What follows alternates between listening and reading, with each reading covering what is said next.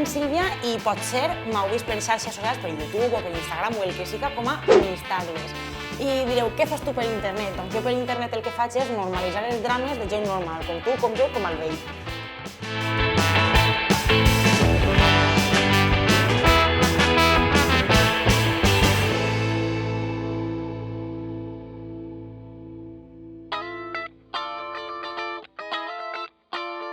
Jo fa cosa d'uns 5-6 anys jo era una gran consumidora de YouTube i consumia contingut de youtubers tant americans, de la resta d'Europa, xinesos, de tot. I em vaig adonar una cosa, no n'hi havia contingut en valencià i vaig dir, si no ho ha fet ningú, tranquils que ara vaig jo.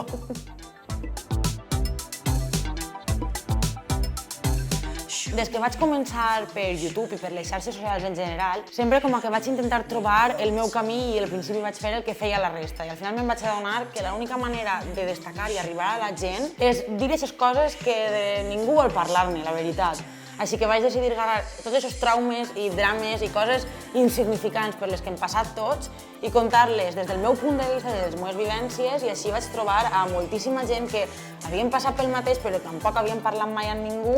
Aleshores, diguem que amb tot això intente que ens obrim tots un poquet més i gastem internet per a fotre,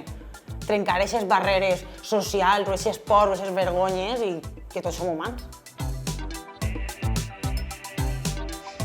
Pense que avui dia una ferramenta tan essencial i que tenim tots, des de la butxaca dels nostres pantalons fins a l'escriptori que tenim en casa, internet és una ferramenta brutal per a poder arribar a tothom i sobretot en temes molt importants. Que qualsevol problema que estigui passant en l'altra punta del món és que pot arribar-me a mi al meu mòbil en qüestió de segons i assabentar-me'n de què necessiten allí d'ajuda, què podem fer per a difondre el problema i que altres persones que sí que tenen el poder de poder canviar el món puguen moure's i crear aquesta pressió per a que passi.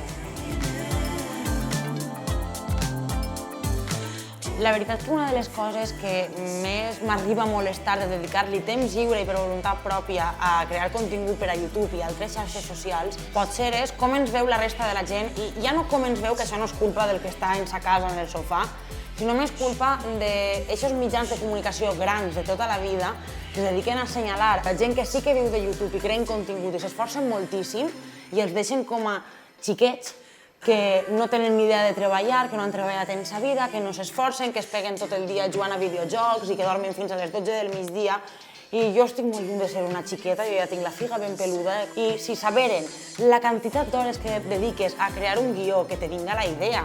gravar el vídeo, editar-lo, pujar-lo i ja després tindre la repercussió suficient com per a poder viure d'això, es callarien un poquet més. Una de les coses que potser caracteritza més el meu contingut pot ser un poc com la lluita social que tinc en diverses causes, sobretot en el feminisme.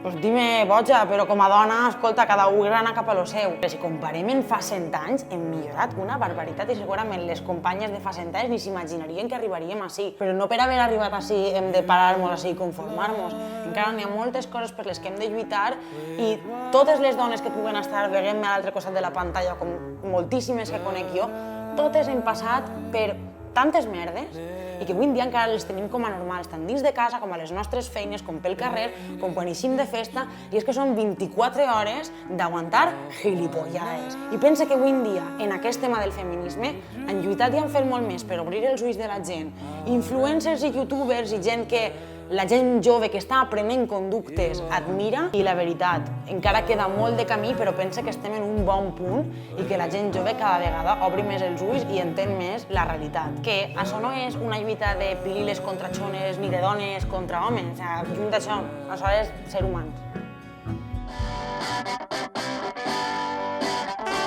En esta vida pense que mos mengem el cap i mos centrem en preocupacions que no arreglen res. I pense que si disfrutarem més de les coses disfrutables, i ara m'entendreu, el món seria un món millor. Així que si en un tuit, en un sol tuit, poguera canviar tot el món i fer això, és un paradís, seria